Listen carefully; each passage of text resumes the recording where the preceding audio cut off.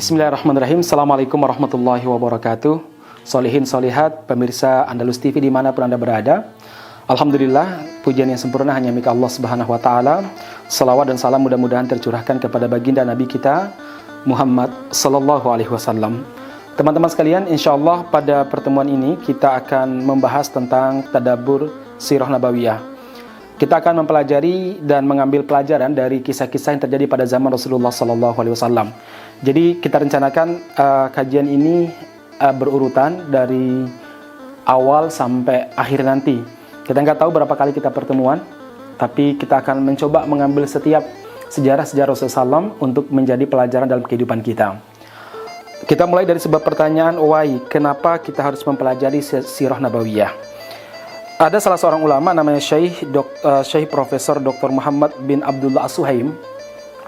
Beliau menulis Limada nadrusu as-sirah nabawiyah. Kenapa kita harus mempelajari sejarah Rasulullah Sallallahu Alaihi Wasallam? Beliau menyebutkan banyak alasan, tapi alasan yang paling kuat ada 3. Yang pertama kata beliau adalah apa? Li'anna Allah Subhanahu wa Ta'ala amarona bil iktida'i bin Nabi Sallallahu Alaihi Wasallam wa la yathaqul iktida'u illa bi ma'rifati sirah. Karena Allah Subhanahu wa Ta'ala memerintahkan kita untuk mengikuti Rasulullah Sallallahu Alaihi Wasallam. Mana mungkin kita bisa mengikuti beliau kalau kita tidak mempelajari sejarah Nabi Muhammad Sallallahu Alaihi Wasallam. Misalkan dalam surat Ali Imran ayat 31, Allah Subhanahu Wa Taala mengatakan bahwa cinta dan ampunan dari Allah Subhanahu Wa Taala bisa kita dapatkan dengan cara mengikuti Rasulullah Sallallahu Alaihi Wasallam. Allah berfirman, A'udzu billahi minasyaitonir rajim. Bismillahirrahmanirrahim. Qul in kuntum tuhibbunallaha fattabi'uni yuhibbukumullahu wa yaghfir lakum dzunubakum wallahu ghafurur rahim. Katakanlah, kalau kalian betul-betul mencintai Allah Subhanahu wa Ta'ala, maka ikutilah aku, yaitu Rasulullah.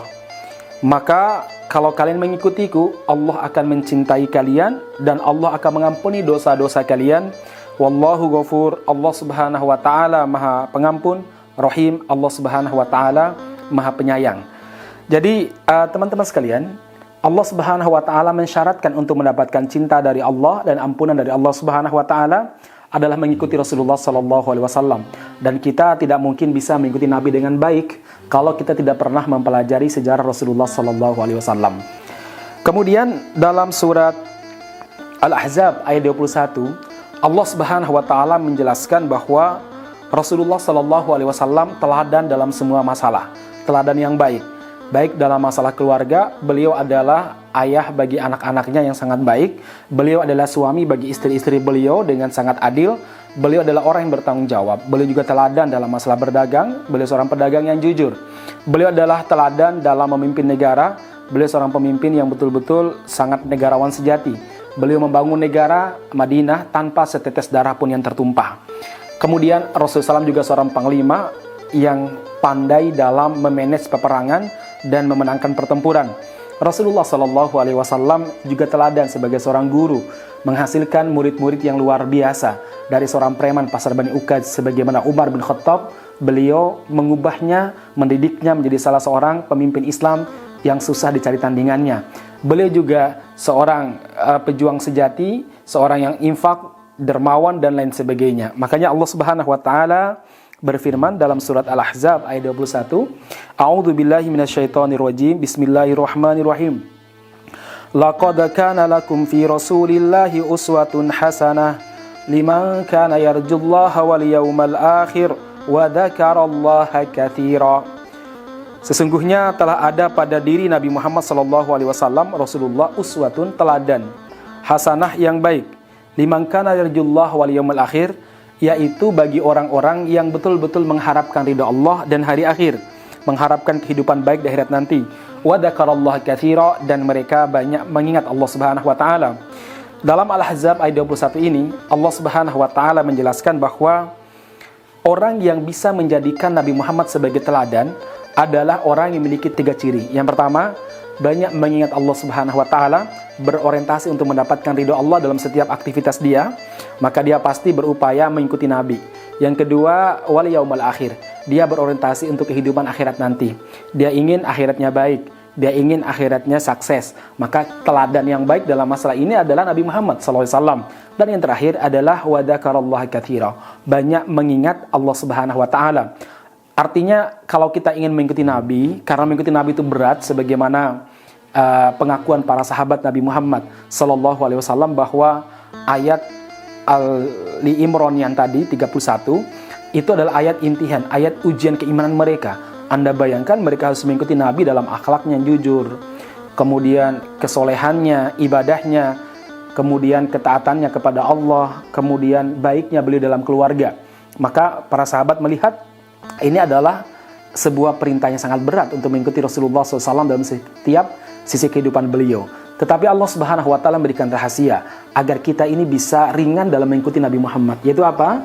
Wa dzakarallaha katsira. Kita harus senantiasa banyak berzikir kepada Allah Subhanahu wa taala. Kemudian tadi ya, menjadikan ridha Allah sebagai orientasi tertinggi kita dan kita bercita-cita akhirat. Kemudian jemaah sekalian, Allah Subhanahu wa taala juga menyebutkan dalam surat An-Nur ayat 63 bahwa mengikuti Nabi Muhammad sallallahu alaihi wasallam adalah tanda keimanan. Allah Subhanahu wa taala berfirman, "A'udzubillahi minasyaitonirrajim. Bismillahirrahmanirrahim. Ya ayyuhalladzina amanu atii'ullaha wa atii'ur rasula wa ulil amri minkum."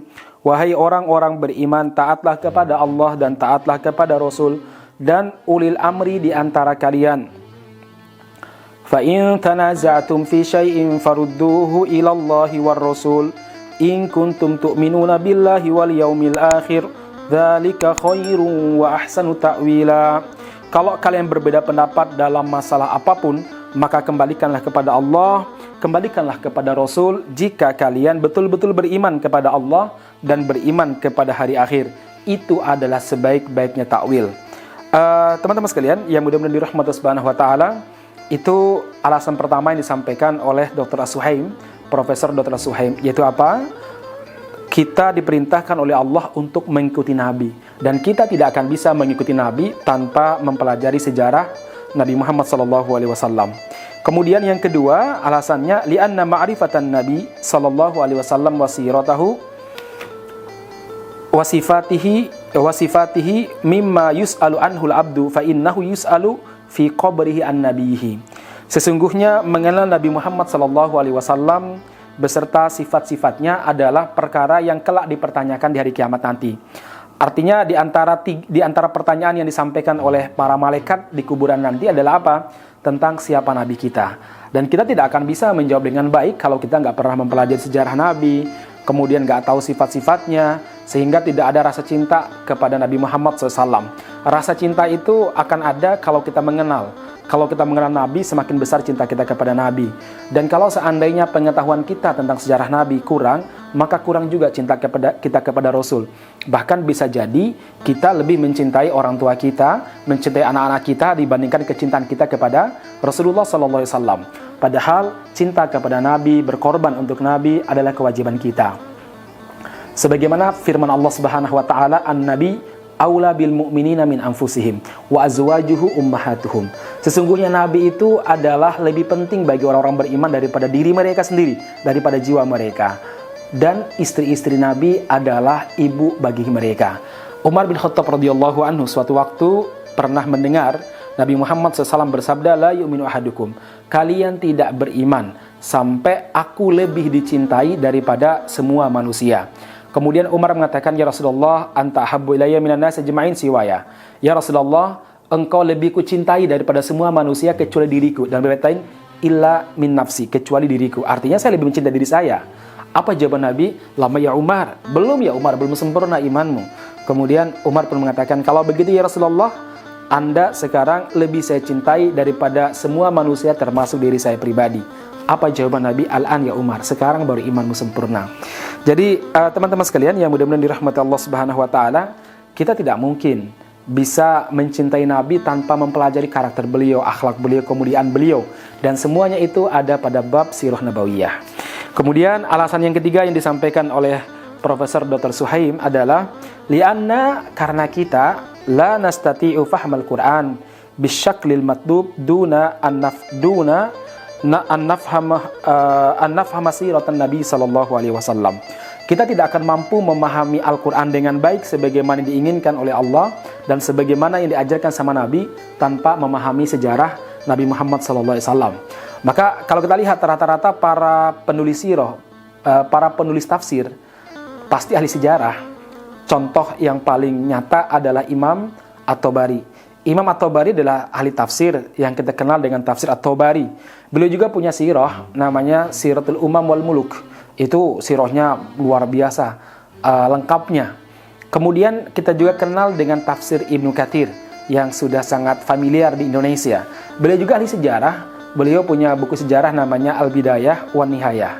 Demikian juga ulama-ulama lain. Ketika mereka pakar dalam bidang tafsir, nyaman untuk tafsir, pasti mereka adalah ahli sejarah.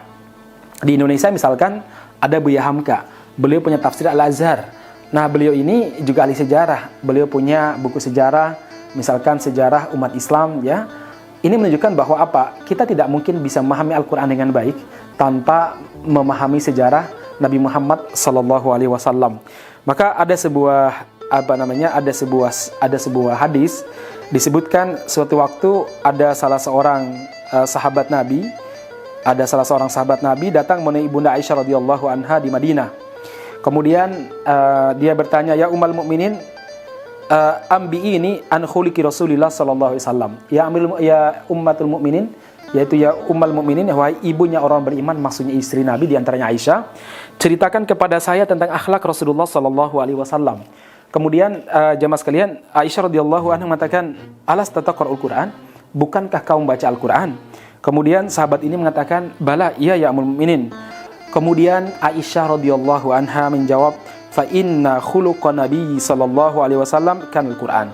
Sesungguhnya akhlak Nabi Muhammad adalah Al-Quran. Sesungguhnya akhlak Nabi Muhammad adalah Al-Quran. Artinya tutorial daripada Al-Quran itu adalah Nabi. Jadi Nabi itu ibarat Al-Quran itu adalah nilai-nilai Islam, dan nilai-nilai ini kan butuh tutorial, butuh praktek nyata di alam kita ini. Nah, praktek nyatanya itu siapa? Nabi Muhammad SAW. Ketika Allah Subhanahu Wa Taala memerintahkan kita untuk mempergauli istri kita dengan baik, maka Nabi adalah teladan dalam pergaulannya. Ketika Allah Subhanahu Wa Taala memerintahkan kita untuk sholat dengan khusyuk, maka Nabi adalah teladan dalam masalah ini. Ketika Nabi Muhammad SAW diperintahkan oleh Allah Subhanahu Wa Taala, atau kita diperintahkan oleh Allah Subhanahu Wa Taala untuk berbuat baik kepada sama muslim, maka Nabi adalah teladan dalam berbuat baik kepada sama muslim. Baik kawan-kawan sekalian, itulah beberapa alasan why kenapa kita mempelajari sejarah Nabi Muhammad SAW. Karena apa? Karena ini adalah cara kita untuk memahami Al-Quran. Karena mempelajari sejarah membuat kita bisa mengikuti Nabi Muhammad SAW. Karena mempelajari sejarah Nabi merupakan perintah dari Allah Subhanahu Wa Taala, yaitu untuk mengikuti beliau. Dan kita tidak akan bisa mengikuti beliau tanpa kita ini mempelajari sejarah Nabi Muhammad SAW. Saya kira itu yang perlu sampaikan sebagai pertemuan perdana kita. Insya Allah pada pertemuan berikutnya kita akan belajar beberapa sejarah-sejarah pada zaman Nabi, kemudian kita terapkan di kehidupan kita sekarang. Nilai-nilai yang ada pada sejarah Nabi kita jadikan sebagai panduan dalam kehidupan kita. Karena pada hakikatnya sejarah itu adalah panduan dalam kehidupan kita. Sebab apa yang dialami oleh Nabi Muhammad SAW juga akan kita alami. Dan apa yang kita alami sekarang pernah dialami oleh Nabi Muhammad SAW dan para sahabatnya. Walaupun levelnya berbeda, tempatnya berbeda, ataupun waktunya berbeda. Dan Nabi Muhammad telah memberikan solusi. Beliau juga seorang istri, beliau juga seorang suami yang pernah menghadapi masalah dengan istrinya. Kita juga menghadapinya sama. Dan Nabi telah memberikan contoh bagaimana menyelesaikan urusan rumah tangga. Nabi Muhammad SAW pernah juga mengalami serangan fisik, gangguan, kemudian dibully dan lain sebagainya. Hal yang sama dirasakan oleh kaum muslimin, terutama ketika mereka komitmen dengan sunnah Nabi. Maka Nabi telah mengajarkan kepada kita bagaimana menghadapi bulian-bulian tersebut. Kemudian kita hidup bernegara, berbangsa. Nabi Muhammad SAW juga sudah pernah mengajar kepada kita bagaimana mengatur negara. Bayangkan 10 tahun di Madinah, beliau mengatur negara yang majemuk. Buktinya berhasil. Makanya kenapa kita mempelajari sejarah Nabi? Karena panduan dalam kehidupan kita, pedoman dalam setiap permasalahan yang kita hadapi. Sejarah Nabi merupakan solusi dari setiap permasalahan yang kita hadapi. Barakallahu fikum ajma'in. Assalamualaikum warahmatullahi wabarakatuh.